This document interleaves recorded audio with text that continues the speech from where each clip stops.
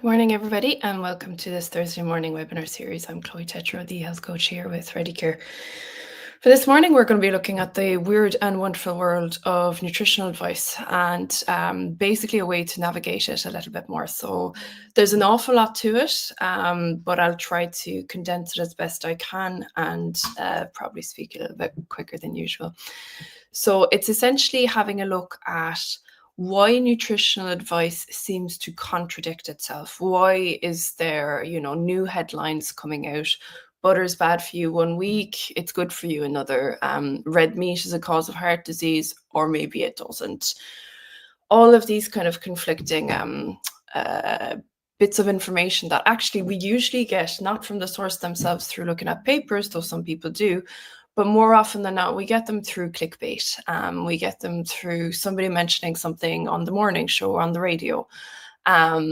So this is just a little bit of a primer to help you make sense of why things constantly seem to be changing. And my thought process with doing this really is to avoid the pitfalls of something I see quite often with clients, which is basically getting overwhelmed and getting confused and saying, look, I don't know what the point is because somebody's going to tell me ice is bad for me now the next day, which is probably true. You're going to find somewhere someone saying ice is bad for you. So nutrition, I suppose, to begin with, and the invitation here, right, is if I could impart anything on anybody, if this is your first and only time listening, if you say, no, I can't be doing with her voice now of a Thursday morning, no hassle. What I will say to you, though, and please take it into consideration with over a decade of experience in this field, is nutritional advice literacy is just as important as, when people say you need to get financially literate, you need to get computer literate, or financially literate is the one that I'll use because we can really see that impact us on a day-to-day basis. Other people will have the literacy and other people may not have your best interest at heart. They might have their bottom line at heart. So nutritional literacy is absolutely paramount because it will impact you, your health, your family, your wallet, your medical bills, your experience of your day-to-day life. So even though it seems a little bit overwhelming, and I do understand that because it's overwhelming for me sometimes and I'm fairly well versed in it, there are ways of unpicking maybe some of the noise around it. So first and foremost, why does nutrition advice keep changing? Why are there the ins and outs of it? So something to remember about nutrition is a relatively young science and our understanding of it is still very much evolving. So if you compare it to fields like physics, chemistry, modern science, on health and diet really only took off in the 20th century. So that's fairly new. So as a result of that, there's recommendations that can change as new evidence emerges. It can take multiple studies. It can take decades for true consensus in a scientific way to actually form. So the prime example that I use an awful lot because it's one that people say to me all the time, and this is kind of the frightening way that Chinese whispers takes so long to leave, right? I mean, we can all probably remember some rumors that were there when we were kids. So it took decades for experts to conclude that dietary cholesterol in foods like eggs had very little impact on blood cholesterol for most people. But there's research that is still being pumped out there. It's still being mentioned in books, magazines, TV shows to mind your egg intake because eating eggs could raise your cholesterol levels. Now, cholesterol levels are a talk in and of themselves, but it's much later that larger studies show that they had minimal impact on the day-to-day. Now, dietary guidelines were updated to reflect new understanding, but only after years of scientists debating and retesting a hypothesis. And an awful lot of guidelines are actually created not on hard and fast science or a black and white, it is not verified, but a lot of things are hypotheses. So another reason why advice on foods changes is that it's very complex. Nutrition is a very complex field. So it's not like a single target drug. There are mixtures of nutrients eaten in various patterns over the course of a lifetime. So it's hard to isolate cause and effect. The other problem is many nutritional studies are what's called observational. So what they do, which freaked me out when I found out, but I suppose the world is held up with masking tape at the best of times. They ask people to remember, what did you eat? Right? So there's nobody there, keeping an eye on, a large population with a notepad logging foods, etc. They will say, what do you recall having on that particular day? Which is exceedingly unreliable and can only show correlation, not really prove any cause. So that's a big differentiating factor, right? If the bin man comes every Thursday and every Thursday I give a talk, is there a correlation between bin men and my ability to talk?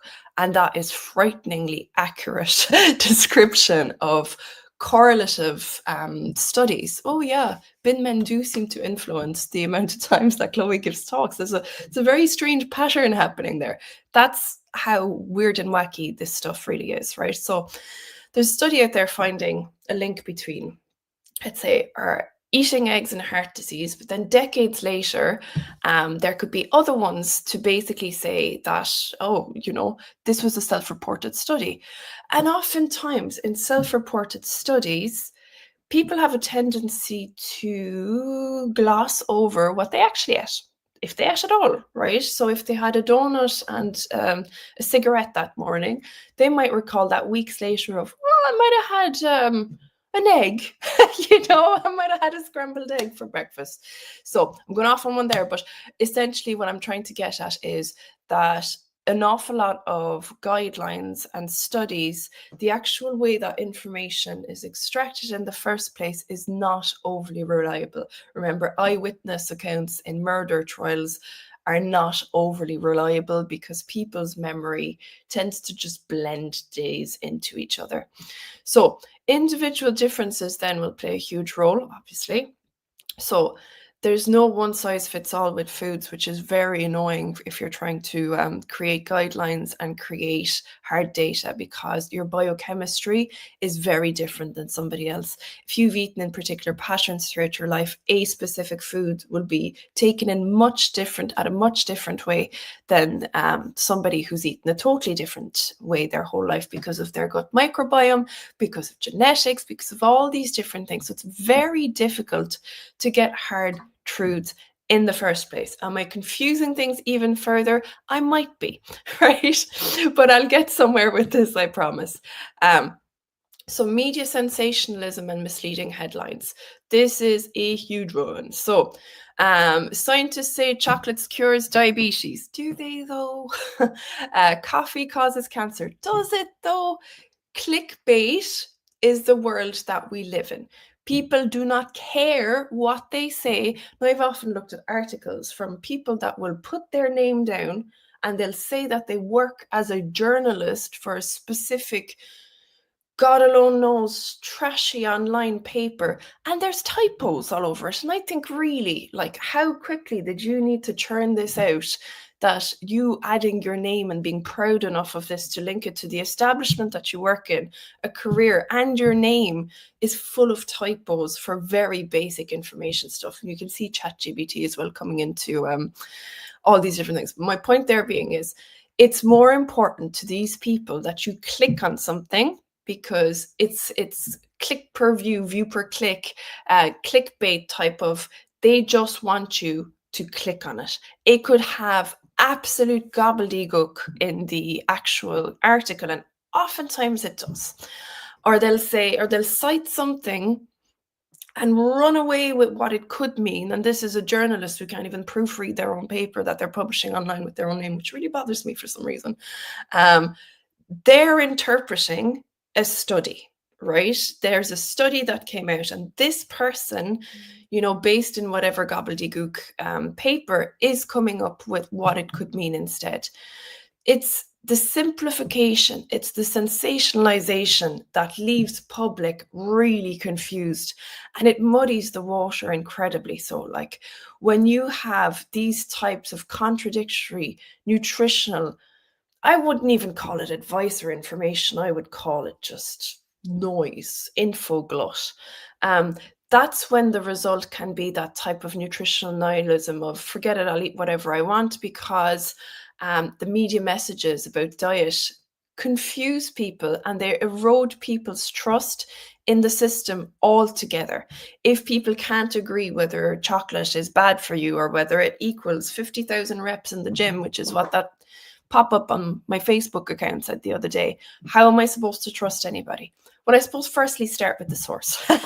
Start with who wrote it. Was it, Camden Cross from Nutritional Plus online, that's also offering you ads to get rid of the whiteheads once and for all from, you get what I'm saying. Is it coming from a reliable source? What is a reliable source? We're going deep here, lads. What is a reliable source? Stage 2, right? So you have what are called these kind of old myths that persist, and they persist because people will Chinese whisper studies. They'll take a study written in the 60s, 3 people will cite it. The original study was bad to begin with, which is one we'll have a look here, which is the most famous one. And they will continuously cite it. So somebody going to school in the 90s will have cited it, then somebody in the early 2000s. There's now 12 different studies all citing that one study to begin with. So I call it kind of academic Chinese whispers. When you look at the original study itself, which most people won't, the information was bad to begin with, or they made a gigantic causal or a leap. They made a leap in their thinking that maybe there was never evidence to suggest that in the first place. I'm going back to my bin min on Thursday because obviously I'm looking out my window and I can see my wheelie bin out there. So these types of informations can be passed on and they will be taken up by magazines, TV shows, as if they're solid gold truths. There's very few solid gold truths, unfortunately. What you want to be looking at more often than not are outcomes, right? Outcomes are the bread and butter, or the bread and margarine, or the gluten-free bread, or blah, blah, blah, blah. The outcomes of specific ways of eating are the most important, crucial part. We'll touch on that in a second. But first, I want to look at the lipid fat hypothesis, which started off in the kind of late 60s by this fellow called Ansel Keys. So another reason nutritional advice feels contradictory is that these outdated and flawed ideas can stick around like a bad smell in popular culture long after scientists have moved on, because we have our clickbait, we have our super sensationalized danger, right? And the ones that journalists have figured out get the most views are the ones that tell you you're going to drop dead of something. If you don't click on this, you and your whole family might die, right? That's the way that they portray these types of things. Now, that'll be based on an initial, maybe little study that could have been disproven 12 million 100 times over after that, but it just isn't sexy to say, hey, we were wrong, actually, you're safe. No one's going to click on that. They'll just find something else to scare you with. So sometimes the hypothesis that made sense in the past turns out to be totally oversimplified or even totally wrong, bogus, made up, totally left field, but it will be repeated. So one of the biggest ones is no one should ever eat butter. And a classic example is the decades-long vilification of dietary fats as the arch nemesis of health. I still speak to people today that will say, God, I couldn't touch a bit of butter. What if I dropped dead from it? The food that people lived on for thousands of years, I want to say. The things like eggs, butter, cheese, meats, the foods that, had people living fairly free of metabolic health diseases that are a new thing since this particular hypothesis came in. See if you notice. Right. So the idea arose from early studies suggesting countries that ate more fat had more heart attacks, and from experiments showing high fat diets raised blood cholesterol. By the 70s and the 80s, this fat hypothesis had gained huge influence. So health authorities advised everyone to cut fat out and red meat to protect their hearts. Now, in the 80s, dietary guidelines explicitly recommended avoiding too much fat and cholesterol, and by the 1990s, they even suggested low-fat diets to prevent obesity. Now, what are we noticing here? What's happened since the 90s through the 2010s and 20s? Well, a very, very sharp increase in obesity, in cardiovascular disease, in type 2 diabetes, non-alcoholic fatty liver disease. Metabolic health has just never been worse. Now, the food industry initially and the media ran with this message. So the era of fat-free cookies, light dressings, anything low-fat basically was a cash cow. Because the public were scared into thinking they might get a heart attack from fat, they stopped eating whole foods that are expensive to produce. And what they started to buy a lot more of was any food marketed as quote unquote low fat, where higher levels of carbohydrates and sugars, which are more shelf stable, they stay for longer. You can pump them full of preservatives that are going to keep them there. You don't have to have stock replaced all the time. And it's cheaper to grow them. It's cheaper to manufacture, to produce. Now, the people were told that this was healthier, so then people tried to make the healthy choice. Unfortunately, we eventually learned that this massive low-fat experiment did not yield the expected health benefits. Not only that, but it was a falsified study. It was what's called a cherry-picked study, where Ansel Keys and his team of, they weren't even food scientists, what were they? Marine biologists, right? This will tell you how crooked this was to begin with.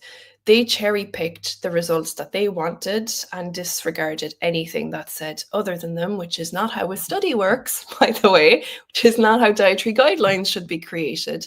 So it was basically a con.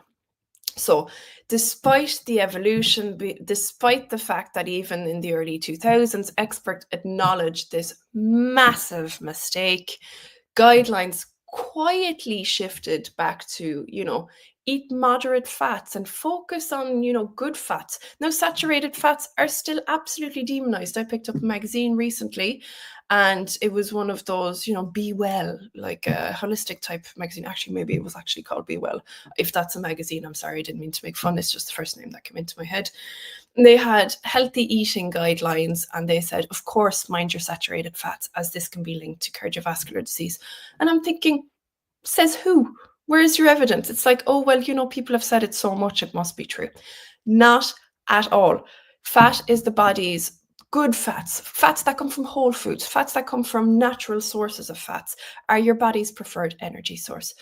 Carbohydrates, low fat, high cereal, high grain. Our bodies are not built to be able to withstand that much glucose in our system. And what happens, which I see every single day, which we all see every single day actually, to open that up, is that your system starts to really struggle pumping out that insulin all the time, which I talk about so much in these talks. I won't talk about too much today because I have more to get through. It pumps out so much insulin that the body is starting to basically get metabolically incredibly unhealthy. Has low fat worked? No. Does high fat, low carbohydrate, low sugar outperform weight loss and metabolic health time and time again? Do the outcomes show that this is the preferred way of eating for most people to get healthy? Absolutely. So I'll go off on one there because I'll get cross. So here's another example of compromised research. And comment and say good morning, hello, Darth Carnivore, how are you keeping? So another example of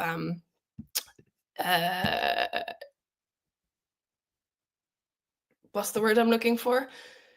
Wrongdoing. Wrongdoing's the polite way of saying it. So to compound the confusion, there is evidence that's always easier to look backwards, but if I show you evidence of it looking backwards, please be under no thought process that these types of things are not happening now.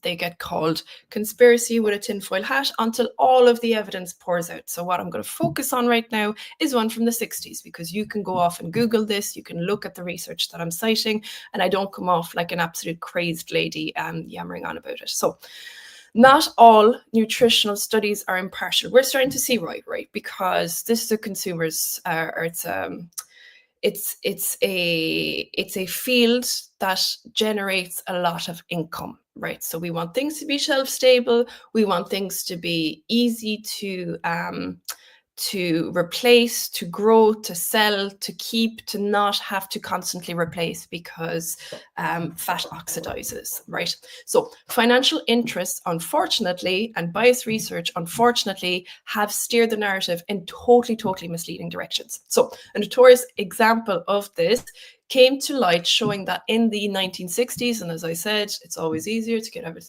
evidence of things 50 years before, but be under no illusion that these types of things are not happening now, where the sugar industry literally paid Harvard scientists to downplay sugar's harm and pin the blame on fat.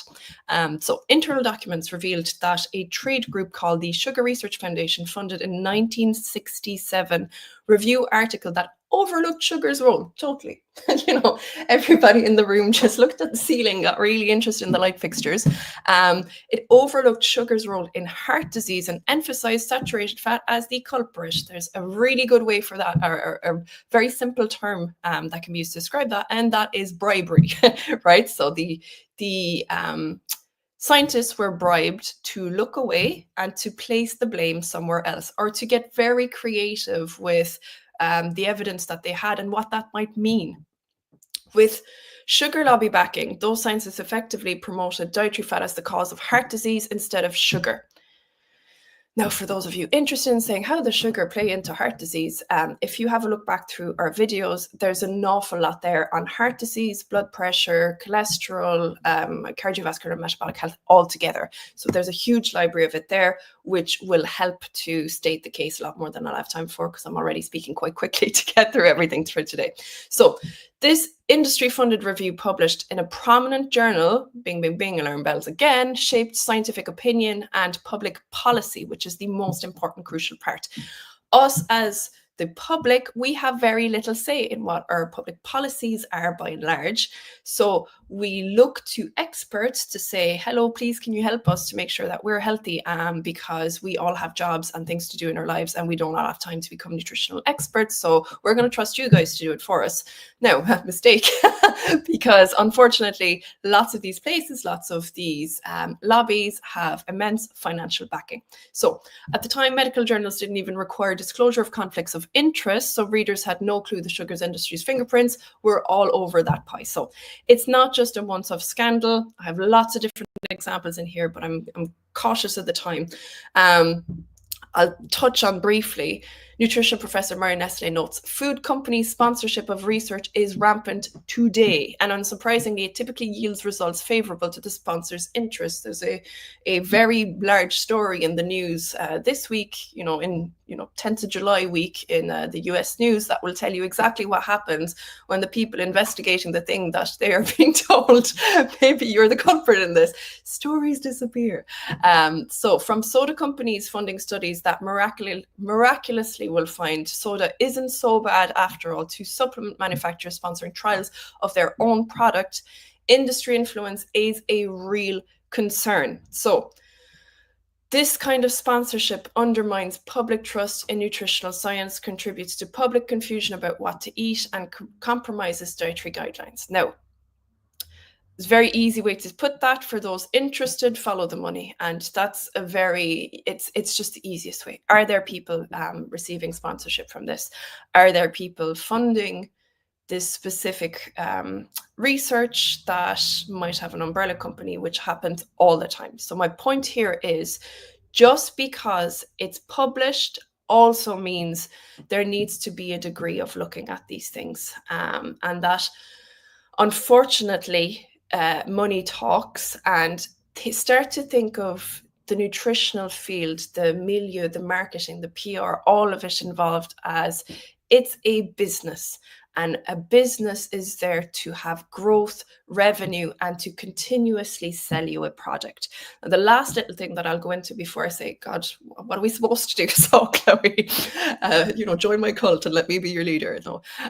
So the last little thing that I'll touch on for today, which absolutely grinds my gears, is these partial information fallacy, which is my little way of saying beware of the health halo.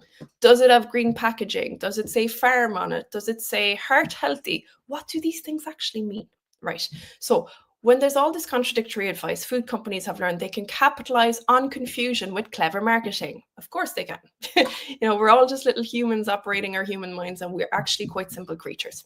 So enter the partial information fallacy, also known as the health halo effect. This is when a product is promoted based on one positive attribute, which is like, it creates this aura of, oh yeah, this must make me healthy, even if the overall product isn't healthy at all. So we've all seen it. If a cereal bar that boosts, it's a good source of vitamin D on the wrapping paper, never mind the fact that there's, corn syrup, sugar, hydrolyzed something that you can't pronounce on the list of about 50 ingredients. It's also got vitamin D in it.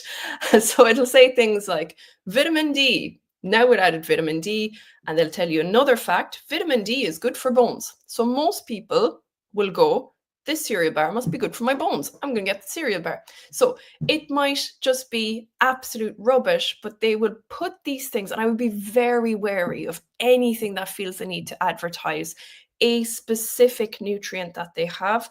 Just start to think of it that way. Why are they trying to sell me this as healthy? Right? More often than not, if someone has to convince you that a food is healthy, maybe it isn't, right? We all know that if we're eating trout, I don't even like trout, so I don't know why it came into my head. If we see a trout there with its tail, its head, all the whole shebang, you know that food is a whole food. If you see trout pieces that you don't know how long they've been in a package that say something like Happy Trout Farm, now with added omega-3, or a good source of omega-3, which is good for your brain, start to think of, why are they trying to sell it to me this way? Well, what's happening there? Why is it prepackaged? Why am I not just getting the whole food, the closest to nature food, not the one that could be pumped full of hormones, pumped full of dye, which salmon unfortunately is, and all the rest of it? So food marketers know that we like when things tell us that they're good for us, because all of us have our heart in the right place with these things. I'm running out of time. I knew I would. So I'll be slightly over today, but not by too much. So just beware of these types of products that have that. Oftentimes, more than not, they have lots of other ingredients. I tend to be very wary of anything with the word farm in it, because it's totally not illegal to call yourself a farm, and it could be total battery style, battery chicken type of stuff. But if it's got a green package and it says McDonald's Farm, you think, oh God, this looks like a nice place. It's got a green packaging, reminds me of grass. So how do you develop a degree of clarity amongst all of that? Oops, I was on the wrong label this whole time and nobody told me. So finding clarity amongst the noise. So by now, it should be quite clear that nutrition advice can be contradictory for many reasons. So evolving science, media hype, lingering myths, and even misleading marketing. So this is why it is absolutely crucial for you, your family, your health, your longevity, your medical bills, everything, to start to develop a degree of nutritional literacy and critical thinking. Consider the weight of evidence, not just one isolated study. If there is one isolated study, be careful. Trust what is called meta data and meta studies more than one isolated study. What that basically means, a meta-analysis is a study of lots of other studies. So a source of information that comes from meta-analysis is a better, more reliable source of information. Distinguish headlines from actual health guidance. There's a difference between preliminary findings and established recommendations. So distinguish findings versus guidelines. Guidelines like eat plenty of vegetables and limit added sugars come from masses of evidence vetted by experts. Headlines are often clues or possibilities. I would usually not look at clickbaity type of things. Just don't do it. You wouldn't do it for, I don't know, you probably shouldn't do it for any other reason that I can't think of why, but you shouldn't really get your advice from clickbait headlines. Check the source and the motivation. Seek information from credentialed, unbiased sources, registered dietitians, reputable health organizations, peer-reviewed research. Focus on overall diet patterns, blue zones, people that have put their diabetes in remission, people that have put their metabolic syndrome in remission, people whose blood counts are very healthy. They usually have one thing in common, that is whole foods. It doesn't have to be super complicated. Get your food in the closest way that it came from the ground, or it came from the cow, or it came from whatever. Do not go for things that have gone through loads of different processes, because actually, as human beings, we're not really good at making things better from a food perspective. Yeah, we might have injected it with vitamin D, but I mean, it was probably fine to begin with. Keep in mind that some core nutritional advice has not changed. Whole foods is best. Limiting the amounts of sugars and processed foods is best. That is as simple as it needs to be. What a very long talk just for that one simple takeaway. So I'm sorry about that. I know I've gone a little bit over for today, so my apologies there. I hope you found that helpful. Darth Carnivore, I've always wondered how ancient foods like steak and butter cause modern chronic ailments like heart disease and cancer. Same. Funny how that happened, and funny how when we started adding loads of different processes and ingredients from laboratories, all the rate of these things started to go up exponentially, but it's probably the butter that is doing that to us.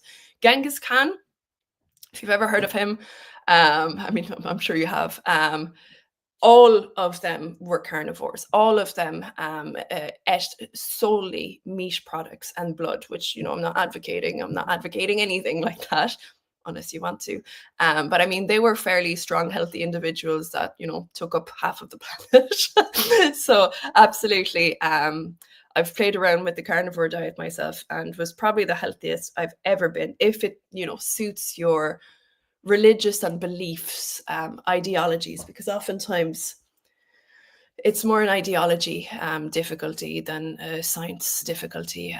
We can see that time and time again in Ready Care, that people who start to have low carbohydrate, higher amounts of proteins, fats, tend to get a lot healthier.